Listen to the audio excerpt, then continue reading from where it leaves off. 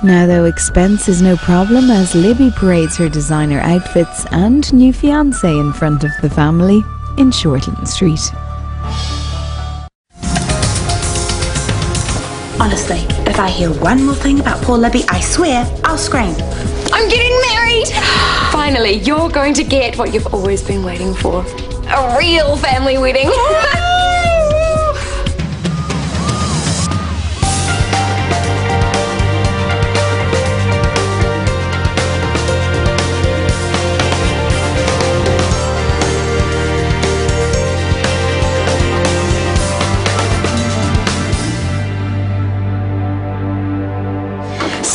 You're off to meet George, the man who's giving Yvonne a real family wedding at last. Don't, I nearly sconed Libby last night. She would have loved that. That's why I held back. No, I meant what I said. I'm not going to let her wind me up. Good. You're quiet, Etty. You still shell-shocked? What, about Libby?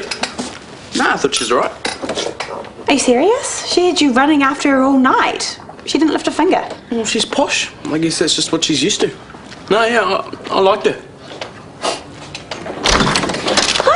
Morning. You right, Mum? Well, I hardly slept a wink last night. I couldn't stop thinking about Libby. There's a change. I can't believe she's agreed to marry a man I've never met and don't know anything about. Except for the fact that he's already married to someone else. Obviously, he's getting a divorce. He wouldn't be the first man to get engaged before it's official. Speaking of, what do you think Libby's ring's worth? That hardly matters. Thousands, I reckon. Yeah, well, I reckon it's a bit showy. I loved it. And I bet George is an absolute doll. Oh, I'll be so jealous. You don't know that. He could be a total geek. In Libby's bed? Yeah, right. Could we leave Libby's bed out of this and just get on?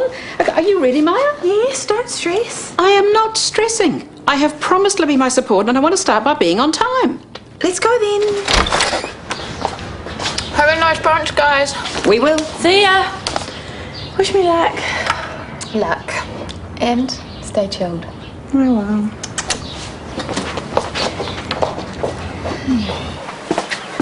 He stayed over again, didn't he? If we're talking about Mackie, then yes. I heard you sneaking him out. I wasn't sneaking, and why are you taking that tone with me? We're seeing each other. He stays over sometimes. What's the big deal? I told you I don't want him moving in. He's not. Then he shouldn't have a key. Well, I'll get it back. Is there anything else? Look, Sarah, I don't want to fight with you. I just want to know what's going on. If things are going to get serious between you and Mackie like they did with Hamish, then... Do you really think I'm up for that after everything that I went through? I don't think I'll ever take a man seriously again, but, you know, thanks for bringing it up. I'm sorry. Yeah, well, don't worry about it. Can we just agree that Mackie won't be in the house when you're not around? Is that fair enough? Yeah. If we can also agree that the prayer group won't leave Bibles and biscuit crumbs all over the furniture when I'm not here, then sure. Agreed. So are we done now? Yeah, except... You're a great flatmate, Sarah. And you're my oldest friend around here. I would hate for something to happen to you. Don't go soppy on me. We're all good. Just go to work.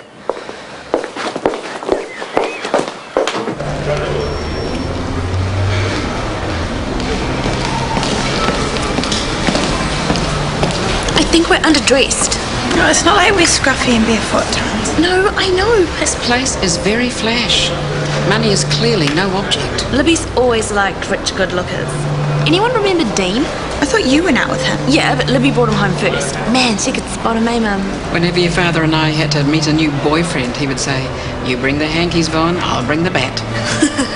Yeah. But all he ever wanted was to see you girls settled. He was so happy for you and Jay. I know that he'll be happy that Libby has found someone too. Even if it is someone who cheated on their first wife for 3 years. Don't you dare bring that up, Maya. Well, it does make you wonder what he's really like. Libby loves him. That says a lot. I wish they were getting married in London. And then he could shout us all over. Maybe we can talk them round. No, I'm really glad that they're getting married here. Libby doesn't spend nearly enough time at home with her family. Oh my God, what is she wearing? Sorry to keep you waiting. What designer is that? It's gorgeous. Oh, something you wouldn't have heard of.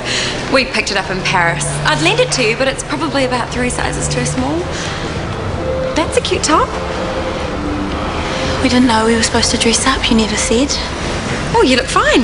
Where's George? Still getting ready. He always takes longer than me. But then he always looks perfect. That's one of the things I love about him.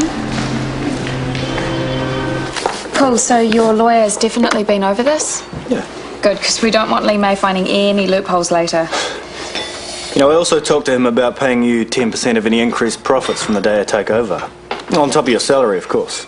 Are you kidding? We're partners, Jay. I want you to have a share in Cultrain the way I have a share in Kahukai. You know, I'm thinking long term here. Me too, thank you. I just hope Lee May's going to accept your offer. Back page. 250,000. This was worth 4 at the last valuation. That is top dollar. I would never offer that. Well, you did with Kahukai. You paid the asking price. You didn't even negotiate. Yeah, well, I had my reasons, okay? Just like I've got my reasons for offering Lee May 2.5. She'll never take this. She's going to be insulted. Well, we'll see, won't we? Come on, Mickey. Can you not just offer just a little bit more? This might be our only chance. She'll put the place on the market. You know, it's thinking like that that drives inexperienced punters to throw money away. You know, but not me. I know what I'm doing. I'm not sure I get it. We need more nurses, dummy. Right. And the ones we do have need to be appreciated. Oh, I appreciate you. Yeah? How much? I'll show you tonight if you can shake off desperate Brenda. Morning. Hey! We were just putting up posters. I can see that. Nurse Appreciation Day. Excellent sentiment. I fully support it. Lunchtime? Sure. Patronising git. He wasn't being patronising. Didn't mean what he said. He doesn't support Nurses' Day.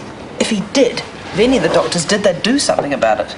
Was this about yesterday? You still upset about the coroner's report? No. I told you last night. No matter what they'd said, it still wouldn't bring my brother back. I've accepted that. Okay. No, it's your old man. And every other dickwhacker with a medical degree. Excuse It's me, management. my husband Oh, he is gets not- arrested at home, does he? Stop it. It's management. Too busy kissing Dr. Butt to give us a nod or show us any real appreciation. To arms, I say.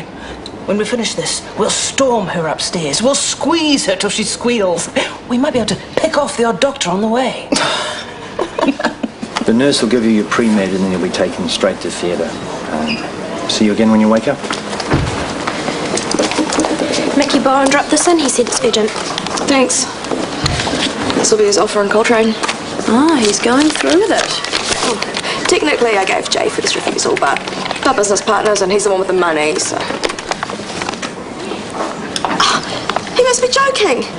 He's offered me way less than the bar's worth, cheeky sod. Well, don't look at me. It's Mickey's business. Mackie Bowen? He's trying to rip me off.